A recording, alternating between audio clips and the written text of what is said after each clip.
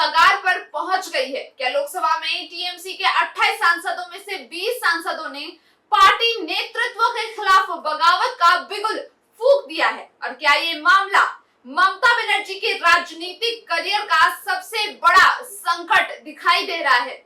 आखिर क्या है पूरा मामला और कौन है इस बगावत के चेहरे, और इससे बंगाल की राजनीति पर क्या असर पड़ सकता है? आइए जानते हैं पूरी रिपोर्ट।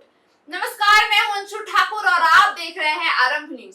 तृणमूल कांग्रेस में जारी सियासी भूचाल अब विधानसभा से निकलकर सीधे संसद तक पहुंच चुका है। रिपोर्ट्स के मुताबिक टीएमसी के 28 लोकसभा सांसदों में से 20 सांसदों ने लोकसभा अध्यक्ष ओम बिरला को पत्र भेजकर खुद को अलग समूह में मान्यता देने और एनडीए का समर्थन करने की इच्छा जताई है।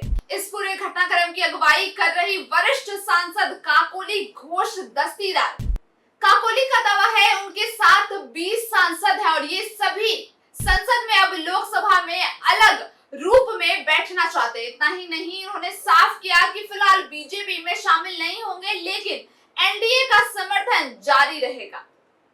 बताया जा रहा है कि लोकसभा अध्यक्ष को भेजे गए पत्र में 28 सांसदों ने प्रत्यक्ष रूप से हस्ताक्षर किए, जबकि 2 सांसदों ने ऑनलाइन सहमति दी। अगर ये संख्या सही साबित होती है तो ये दल बदल कानून के तहत जरूरी 2/3 आंकड़े से भी ज्यादा होगी। यही वजह है इस बगावत को टीएमसी के इतिहास का सबसे बड़ा संसदीय संकट माना जा रहा है।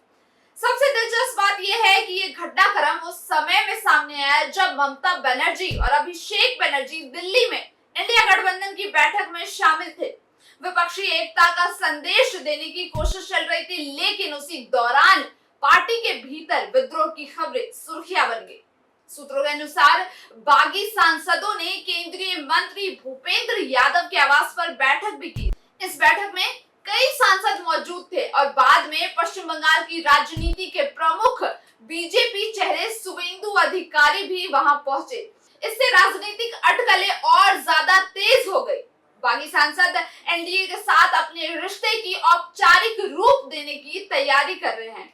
बगावत की वजहों पर बात करें तो काकोली घोष दस्तीदार ने पश्चिम बंगाल में कानून व्यवस्था, बेरोजगारी और संगठनात्मक फैसलों को लेकर खुलकर नाराजगी जताई। उनका कहना है कि पार्टी के भीतर संवाद की कमी है और कई वरिष्ठ नेताओं की बात नहीं सुनी जा रही है। इस संकट को और बड़ा इसलिए माना जा रहा है क्योंकि इससे पहले राज्यसभा सांसद सुखेंदु शेखर रॉय भी पार्टी राज्यसभा सदस्यता से इस्तीफा दे चुके हैं। वहीं विधानसभा चुनाव के बाद से ही पार्टी के भीतर असंतोष की खबरें लगातार चरम पर पहुंच चुकी है। पॉलिटिकल एक्सपर्ट्स का मानना है कि यदि लोकसभा में ये अलग गुट आधिकारिक रूप से मान्यता हासिल कर लेता है तो ये सिर्फ संसदीय संख्या का मामला नहीं रहेगा, बल्कि टीएमसी के नेतृत्व, संगठन और भविष्य पर भी बड़ा असर डाल सकता है। तो सवाल अब सिर्फ इतना नहीं है कि टीएमसी में बगावत हुई या नहीं हुई।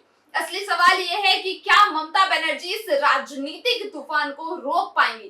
क्या 20 सांसदों का दावा हकीकत में बदल जाएगा और क्या बंगाल की राजनीति में एक नई तृणमूल कांग्रेस या नया राजनीतिक समीकरण जन्म लेने वाला है?